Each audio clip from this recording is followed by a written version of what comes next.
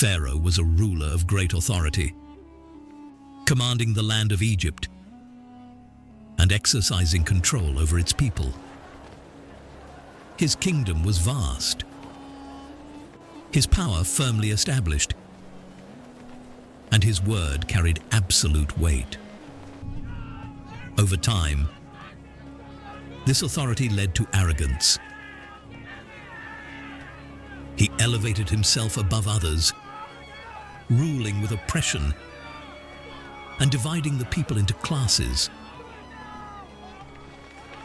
Among them were the children of Israel, who were subjected to humiliation, forced labor, and hardship. Their strength was weakened, their dignity reduced, and their lives controlled. Pharaoh did not see himself as merely a ruler. He saw himself as beyond accountability, and this belief shaped the way he responded to all that followed. Prophet Musa alayhi salam came to Pharaoh with a message. He called him to worship Allah alone and to release the children of Israel from oppression. He conveyed what he had been sent with, without seeking authority, position, or reward. Pharaoh did not accept what was brought to him. He questioned Musa and rejected his message in the presence of those around him. And the call remained unanswered until it became a matter that required proof. When Prophet Musa alayhi salam was challenged, he was granted clear signs. He cast down his staff, and it became a living serpent moving before them. He then drew forth his hand, and it appeared bright and radiant. These signs were shown openly in the presence of Pharaoh and his court, without concealment or secrecy. Pharaoh did not accept them. He turned to his people and described them as skilled magic, warning that Musa sought to influence them and disturb the order of the land. Pharaoh then resolved to confront Musa publicly. He gathered the most skilled magicians from across the land, men known for their expertise in illusion. A day was appointed, and the people were called to witness the gathering. The intention was to present what Musa had brought as something that could be matched, so that its effect would be diminished among the people. When the appointed day arrived, the people assembled in great numbers. The magicians stood before Pharaoh, prepared and confident.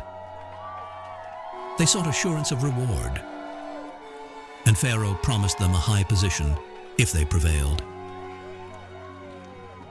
They then turned to Musa alayhi salam, asking whether he would begin or allow them to proceed. He permitted them to cast first. They cast their ropes and staffs, and what the people saw appeared as moving serpents across the ground. When they had completed their display, Prophet Musa alayhi salam cast his staff. It became, by the will of Allah, a living reality that moved and advanced.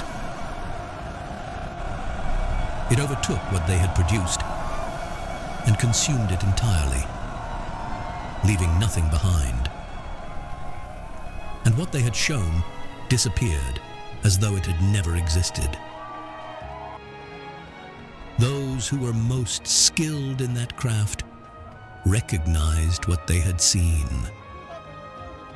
They understood it through certainty of knowledge, for they knew the limits of what they themselves could produce, and so they fell in prostration.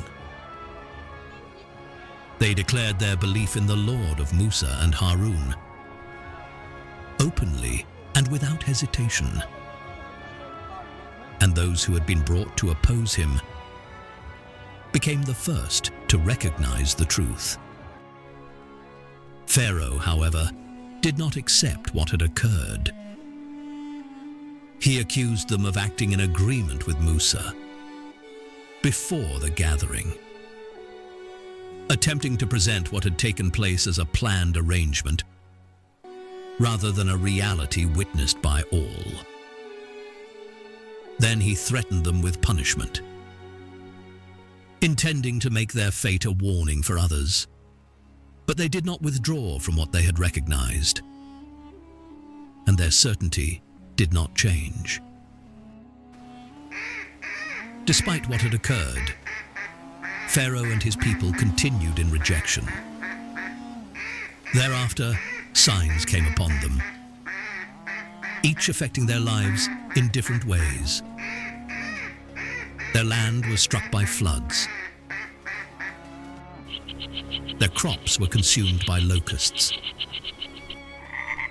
They were afflicted by lice and frogs, and their water was turned into something unusable.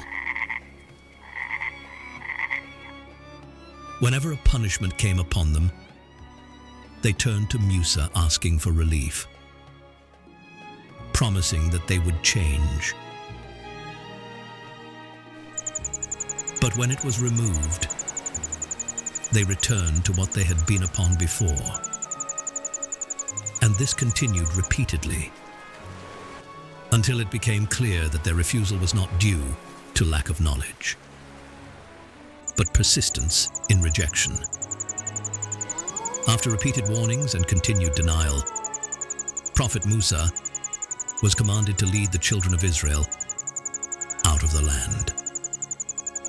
They left during the night, departing quietly from the place of their oppression. But their departure did not remain hidden for long. Pharaoh became aware of it, and he prepared to pursue them. Pharaoh gathered his forces and set out in pursuit, determined not to allow them to leave. He advanced with his army, and the distance between them and those who had departed began to close.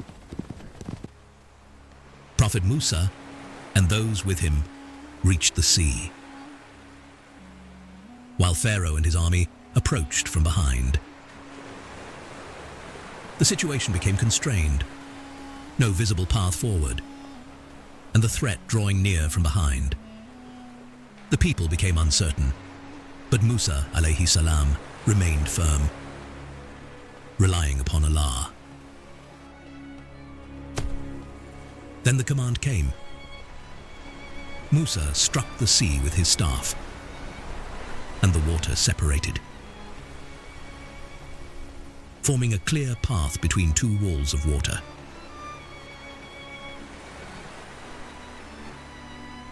The people crossed safely through it. The path remained open and stable until they had passed.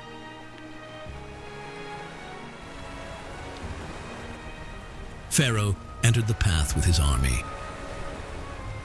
believing that he still held control over the situation. But when they had fully entered, the water returned to its natural state. The sea closed over them. And in that moment, Pharaoh recognized what he had denied and declared belief. But it was not accepted from him at that time. His authority ended where his persistence in rejection had led him.